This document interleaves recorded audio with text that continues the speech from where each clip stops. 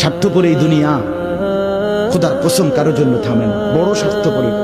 হ্যাঁ, যেদিন বাপের জানাজা পড়ে, যেদিন বাপের লাশ কবরে দাফন করে, সেদিনও বংশধর সন্তান ছেলে মেয়ে ঘন্টাখানিক 2-4 ঘন্টা কাইন্দা কাটটা হইল, রাতের বেলা ঠিকই ভাত খায়। হ্যাঁ, পাশের ঘর থেকে খানা আনে, ওরা ঠিকই খায়। স্বার্থপর দুনিয়া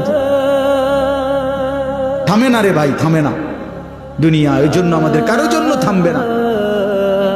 তুমি আমি মরে গেলে শেষ। আবারও বলছি কথা, আমি মরে গেলে এরপরে পৃথিবী যত আধুনিকে হোক না কেন, আমার কি কথা বুঝছিনি? আমি মরার পরে যদি সবার ঘর স্বর্ণের বাড়ি হয়ে যায় তো আমার লাভ হইল কি?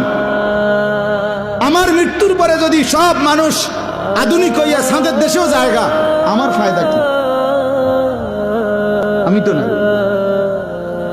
আমি তো মরে গেলাম। যে কবরে চলে গেল সে কি আর ফিরে আসবে? আল্লাহ আমাদেরকে বুঝ দান করেন।